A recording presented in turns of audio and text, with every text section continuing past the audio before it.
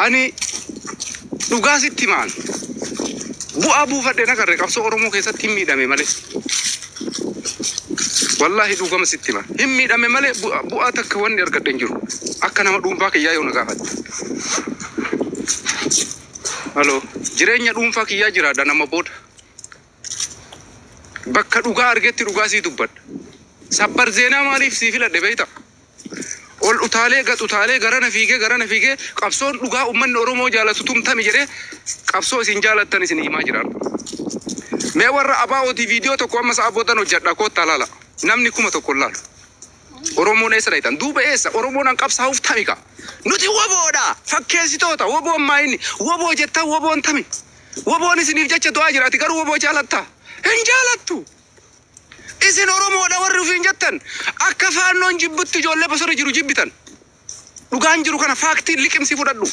Oromoodha jettanii afaan guuttatanii dubbattan garuu warra Bahardaar Gondar Gojjam jiruu fi atiin Oromiyaa kutaa 11 keessa jirtu leeqixa waraana adda bilisummaa Oromoo jibbitan atu siif hima.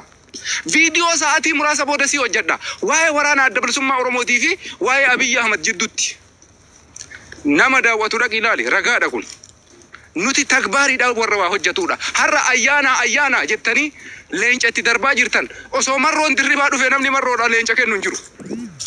Oromoo qabsoon keessan kana. Jabumsi keessan kana. Gootummaan keessan kana. Qabsoon isin geggeessitan. Barumsi jawaarsi barsiise. Tigiliin jawaarsi barsiise kana. Nauma cal jedhee tiiktokiidhaan dhufee girmaa ayyaanaa namicha jedhamu barra. Haasaa polotikaa haasa'uu yoo ta'e warri inni sinuma danda'a. Namicha amma gidduu kana dhufaa jira. Qabsoon Oromoo qabsoo akkamii akka ta'e hubadhaa uummata kenna. Viidiyoo lama waa'ee abaa'oo hojjedhu waa'ee Abiyyi hojjedhu. Nama Abiyyi sappoortii godhu caala. Tayyib abaa'oo maa jettanii sobdarree fakkeessaan maal barbaachise? Ijoolleen sun isiniif jecha garuu aarsaa kafalanii qorraan qorroo osoo hin jedhin gidduu kana ammoo nama wayii dhabne gootichi wayii du'e nuti gaafa Kamaal Heboo du'e dhiifne qabsoo sanillee kuba qabadhaa. Ijoollee bosona jiran hin jaalannaa akka ilmaan Oromoo tokkotti hin arrabsinu irratti hin duullu gaafa Kamaal Heboo du'e qabsoo tanallee surreedhaan marree fooxaan marree ofirraa achi kennee siin jaabarra. Amma booda nama takkaan booyuwan ebalu du'e ebalu dhiise bakka yoo akka Oromootitti yaadatta yaadadda. Yookaan nuti gaafa Kamaal Heboo dhabne du'a dhiifne. Gama biraatiin waa'ee qabsoo Oromootitti wasinii deebi'e. Isin namni isin faarsitan nama qabsoo Oromoo irra jiru osoo hin taane nama faallaa Oromoo deemudha. Duraan namni Abiyyi deeggaru isin biratti laata. Isin biratti akkasi. Namni waraana adda bilisummaa Oromoo deeggaru isin biratti Oromoo ture. Har'a garuu faallaa sadiiti. Ijoollee bosona jiru balaaleffattan. Dhugaa lafa jiru. Abiyyiin Oromoodhaa bu'aa buusee jira. Buusee jira. Jaaladhaa rakkoon qabu. Garuu nama siif miidhamu nama siif qabsa'u maaliif qixan jaalanne? Maaliif qixan jaalanne? Mee warri har'a deeggarsa waraana adda bilisummaa Oromootiif godhu waraana adda bilisummaa Oromoo deeggarra jedhu. Maa inni bu'aan inni argate? Hattan foloon gootaniif miidiyaa isaanii tiktokii isaanii daawwattaniif viidiyoo isaan poosti godhan jala dhaytanii kooppilinkiin gootaniif eeshi kijiba maa barbaachisare? Ijoolleen as jala jirtan warri dhugaa waraana adda bilisummaa Oromoo deeggartan viidiyoo isin poosti godhan nama meeqatu isin ilaala? Dhugaadha kun. Dhugaadha yoo si aarsa malee dhugaan jiru kana liqimsi fudhadhu. Sigale nuti Oromoo keessatti hayyuu hedduu qabna. Ayyaana nutti hin faarsina please. Ayyaana jettanii sammuu nuun cinkina. Wanta akka ayyaanaan bu'aan inni Oromoodha buusu takka hin jiru. Wanni inni fidu takka hin jiru. Nama haarawaa ta'ee miidiyaa irratti waan inni as ba'eefi. Warroonni kaleessa sii jecha takkatti dubbatu. Hafuura akka xilaanni hin baafanne godhu har'a hundi isaan callise. Jaalatee callise. Dirqameeti bar. Kanaafuu ijoolleen shokolaataan foloo guddifachuuf jecha ximbii keessan asirra nubbantan ayyaanaa keessan fudha qilee seena. Hin beeknu nu ayyaana. Daalachaa qofa namni naa ta'e miidiyaa kanarratti. Warra sagatee habashoota ilmaan Minilik namni afaan qabsiisaa jiru tutti cabsaa jira. Niin gara kaanitti beekumsa isaa sagatee akka joonii maanyaa uummata waan takka hin beekne kanneen wajjin polotikaa hojjechuun hin barbaachisu. joonii maanyaa waliin teette Oromoo arrabsuun waa'ee Oromoo irraa joonii maanyaa wajjin walgahii gaggeessuun maaf barbaachise?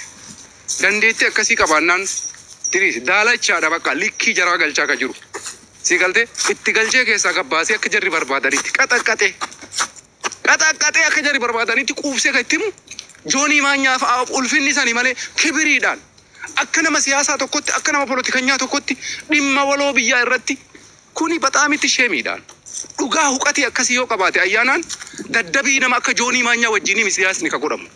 Bakka dandeettii qabaannaan miidiyaan guute miidiyaa addunyaa miidiyaa Oromoo miidiyaalee garagaraa irra dhufee yaada kennuu danda'a. Saniin gara kaanitti giiftii barbaachaaf joonii maanyaa wajjin ta'anii Oromoo arrabsiisaa kana polotikaa godhuudhaan akka nama tokkootitti baxaami asaazinaal.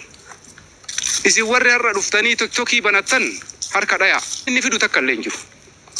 Deeggaraa biltsiginnaa yoo ta'es haa deeggaru nan ilaallatu. Garuu qabsoo Oromoo keessatti isa caalatti nama Oromoodhaaf dalage kumaatama jira. Isa caalatti nama Oromoodhaaf polotikanyaawwan ciccimaa wajjin gattaa'ee afaan qabachiisee zim godhee jira. Joonii maanyaa wajjinii miti siyaasni Oromoo ka dalagamu. Joonii maanyaa wajjinii miti polotikaan Oromoo ka godhamu. Sidii galee yoo dhugaa dandeettii polotikaa ka qabaatu taate taa'ee haa dubbatu nama biraa walii. Saniin gara kaanitti uummata tiktokii kanaan wajjin ta'anii isaan kana asradda'uu akkas godhuu kana kaleessa haasa'amaa ture daddabame. Wanni inni Oromoo fi Amaara walii fiduuf xaaruullee hin jiru. Nuti yoomuu tokko ta'uu hin dandeenyu. Amaaraa fi Oromoo yoomuu tokko ta'uu hin danda'u.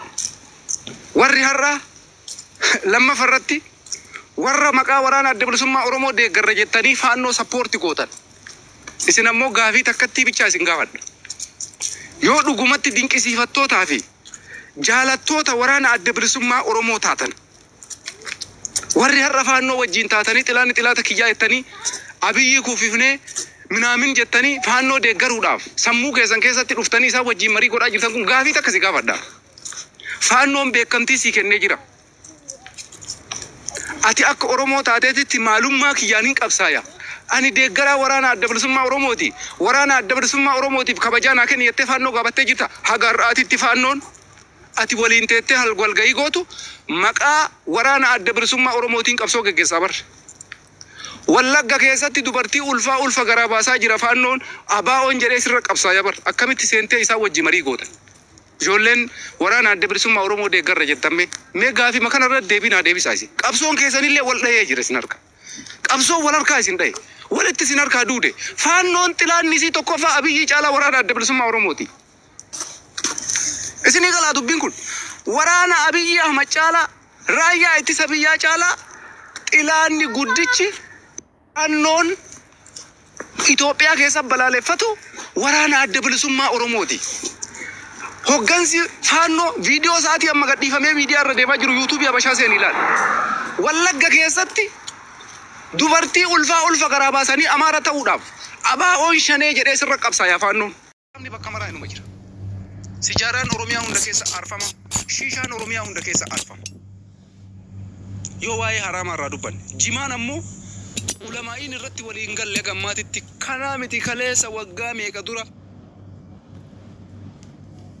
wal karaakkaranii ulamaa'onni irra walii dadhabanii dhimma jimaa haala kanaan dhiisan. Namoonni biraa immoo jimaan miidhaa qabaa, jimaan bu'aa qabaa. San miidhaa rakkoo keeti. Jimaan abbatuu seeraan itti fayyadama. Jimaan miidhaa qabaachuu danda'a. Miidhaan jimaan qabu ni jira. Miidhaa sansituu ofirraa hambisuu danda'a. Yeroo kee hojiidhaaf kennite, yeroo kee qamaasaa dhaaleef yoo kennite kun rakkoo biraan qabu. Jimaa jechuun isa kana. Ani yoo jimaa takka bitadhe arboo shiriin taa'eetuma jimaa yoo qame namiidhuu danda'a jimaan. Akkamiin namiidhaa? Diinagdee fi ekonomiidhaan namiidha jechuudha. Dalagaa dhiisee cal jedheetuma yoo jimaa arboo shiriin sa'a jimama qama'e kuni miidhaa qaba. Saniin gara kaanitti waa'ee haraamummaa fi halaalummaa irratti ulamaa'iin irratti waliin galle.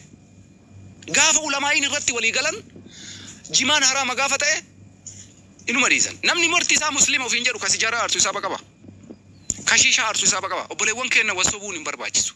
Dhimma haraamaa fi halaalaa irratti sadarkaa kanatti jima irratti haasaa godhuun an akka nama tokkootitti bu'aa qabeessa jedheellee hin fudhadhu waan ta'eef gabaabsee yoo sii kaa'e jimaan si miidhuu danda'a yoo ati itti fayyadamuu hin beekne. dinagdee keetiif qabeenya keetii irratti jechuudha. Fakkeenyaaf hojii keessan hojjettanii dalagaa kee dalagattee galtee sa'atii boqonnaa keetii irra jimaa yoo qamaate perfectidha. Yoo ammoo arboo 20 ta'ateettee tuma jimaa qamaate uf miidhaa jirta malee nama biraan miituu jechuudha. Kanaaf jecha ajandaa jimaa godhannee irra lafa dhiituun hin barbaachisu. Kanaasumatti irra isinii dabra. Kana ammoo ijoolleen miidiyaa irra iyyitan kan dhiiras kan dhalas aktiivistiin osoo hin qaraate keessaa dhaabbadhu. Dhimmi kuni dhimma si ilaallatu miti. Aktiivistoonni keenya jimaan halaalaaf haraara murteessitan kana sheekoleedhaa fi ulamaaotaaf dhiisaa keessaa baya hojii keenyatti deebi'a. Hojii keessan kaleessaatti deebi'a. Isa kana asumaan dhaab. Gama biraa irratti dhimma waa'ee galaana diimaa irratti muummichi ministeera Abiy Ahmed waa'ee galaana diimaa irratti gaafii sirrii kaasee jedhee akka nama tokkootitti amanaan. Garuu as keessatti gaafiin inni walitti qabee kaasee waraana sin labsine akka inni jedhetti irratti hamari'atamuudha. As keessatti amma Jibuutii, Sumaalee, Eltira haga Masriin ba'uttu of keessa qabata. Haasaa muummichi ministeera paarlaamaa irra godhe sayyoo laalta.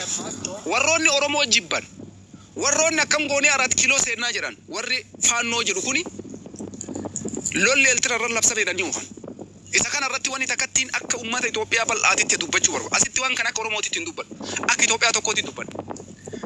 Eltiraa fi Itoophiyaa jidduutti yoo tasa lolli kaka'u taate galaanni diimaan nuu kennamuu qaba jedhee Eltiraan galaana diimaa irratti walga'iin goonu jette murtee kana dabarsitee jirti. Gaafii kanaaf deebii kennitee jirti. Mariin akkam barbaachifne. Yoo tasa kana bira dabre amma odeeffannoon arrabaa jiru Addigiraat, Zaalambassaa sa'aatii ammaa kanatti sitti himaan. Addigiraat, Zaalambassaa lafoota Tigraay. Waraanni Eltiraa naannoo kanarra socho'a. Raayyaan ittisa biyyaa Itoophiyaa humni qilleensaa sa'aatii anamma isinii haasa'aa jiru kanatti taargeetii godhee jira waraana jedhu gabaasni ba'aa jira. Kara Affaariin daangaa Eltiraatiin waraanni seenaa jiru waraanni raayyaa ittisa biyyaa Itoophiyaa daangatti dhagaa jedhee jira. Kuni ammoo jettee fi ol dha'iif gad dha'ii miti. Qabatamatti sa'a kanatti jechuudha. Addigiraat, Zaalambassaa qiyaasii humna qilleensa Itoophiyaa keessa taargeetii godhee waraana Eltiraat irratti waraana Itoophiyaa taargeetii godhee kan jedhu gabaasni amma bahuu jalqabee jira jechuudha. Odeeffannoo sabbar zeenaadha. Isa kana irratti akka Itoophiyaatti maaliif siyaasa? Isaan ka jechaa jira warroonni Habashaa faannoon kuni lolli kun nun ilaallatu Itoophiyaan deemtee uummanni Oromoo bahara diimaa irratti irreecha geggeessina jedhee kanaafuu wanni kun nun ilaallatu Oromoon qofti dhimma kanarra haa dubbatudha. Dhageeffadhaa isinitti hima. Dhimmi galaana diimaa Abiyyiin amma gaafii sirrii kaase jedhee amanaan.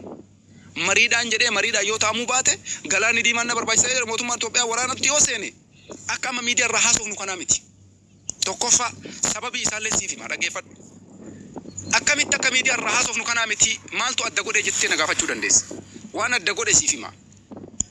Lolli Eltiraa fi Itoophiyaa jidduutti yoo tasa sababa kanarratti waraanni ka jalqabu taate mootummaan Itoophiyaa daawwannaan Abiyyiin Ahmad biyya Chaayinaatitti godhee iddoo baharaa iddoo doonii deemee daawwachuun isaa ani parsantii dhibbatti Abiyyiin Ahmad waan kana onni irraa waan murteessee dhufe natti fakkaata. Waa'ee galaana diimaa kana onnee isaa irraa kaasee waan murteessee jalqabe akka fakkaata. Yoo Abiyyi Ahmadii fi paarlaamaan Itoophiyaa dhimma waraana galaana diimaa irratti karaa nagaatiin eega carraa dhabne xalayaa ture. Abiyyiin Ahmad siyaasa warqii irratti himannaa banee jira. Himannaa banee jira. Himannaan Abiyyiin siyaasa warqii irratti bane mootummoota gamtooman mootummaa Awurooppaa irratti muummichi ministeera Abiy Ahmad siyaasa warqii kassase. Kissi kana keessa maaltu jira hojjette tokkoffaa irratti waliigaltee Piretooriyaa Tigraay wajjin godhame.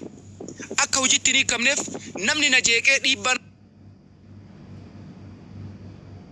ranga'ee akka ammaatitti akka waan kanaan hojiitti ni na dhoorge siyaasa warqiiti ka jedhu tokko kana. Lammaffaa irratti qaamoleen taane waraana leenjisee Itoophiyaa keessatti akka Itoophiyaan hin taragaaggaane akka deebiin sirriitti uummata Tigraay gara naannoo Walqaayitti Agadee lafa irraa buqqaanitti akka hin deebine dhiibbaa kana kanarratti godhaa jiru siyaasa warqiiti ka jedhu Abiyyiin Ahmad mootummoota gamtooman Awurooppaadhaaf xalayaa barreessee jira. Parsantii dhibbatti dhugaa siif himaa jiran. Akka Itoophiyaatti siyaasaa jira akka Oromoo keessaa ba'eera. Waa'ee Oromoo dura sii dubbadde kun akka Itoophiyaatti dhageeffadhu. kana jechuun abiyyiin isteeppii tokko deemee jira jechuudha. Sadarkaa isteeppii tokko deeme mootummoota gamtoomaniif xalayaa barreessee jira. Mootummaa Eertiraa karaa gara nagaatiin gaafii gaafatee jira. Mootummaan Eertiraa waan kanaaf marii hin goonu jedhee deebisee jira. Qophii waraanaa jalqabee jira. Addegiraat Zalambassaa sa'a kanatti humni qilleensa Itoophiyaa taargeetii godhee qophoo xumuree dhaabbachaa jira. Odeeffannoon jedhu sabbar zeenaa guyyaa har'aati. Tokko kana isa sadaffasii dhufa. Faannoo Abiyyi Ahmad jidduu waraanatu jira. Abiyyiin Ahmad akkamitti waraana kana Eertiraa wajjin geggeessuu danda'a jedhee namoota hedduutuyyuu gaafii kanaaf komii akkasii akkamitti Abiyyiin Ahmad osoo asiin faannoo wajjin lola oofu Eertiraa wajjin loluu deema jedhee ka waan kanaaf dhiphatu jira. Dhaggeeffadhaa isinitti himna. Lolli Eertiraa fi lolli Itoophiyaa jidduutti yoo godhame waraana amma akka faannoo fi Abiyyiin godhaa jiranii kanaa miti. Waraana kanarraa kophaadha. Waraana humna hunda fayyadamuudha. Waraana humna qilleensaa fayyadamuudha. Waraana rookeettii fayyadamuudha. Waraana diroonii fayyadamuudha. Waraana humna lafaa waa hundaan fayyadamuudha. Tokko kana lammaffaarratti jaalattee osoo hin taane ani Amaaraan ani ilaallatu Abiyyiin Ahmad ilaata kiyyaa osoo hin taane gurra kee kana agartee ila gurra kana bakka kana si qabanii ganda kee keessa bakka itti dhalattetti umriin kee waraanaaf yoo si ga'e quba qabaadhu sitti baalarra waraanni hin jalqabne beeki. Akka amma namni tufuuzoon jooniin faa miidiyaa irra taa'anii yeenyaa mina gabbaa Amaareeyochi. Inde Itoophiyaa አይደለም እነሱ ኢትዮጵያዳ ሀገ ኢትዮጵያ ታኒት ጃለታኒት ሚት ወራና ከደመን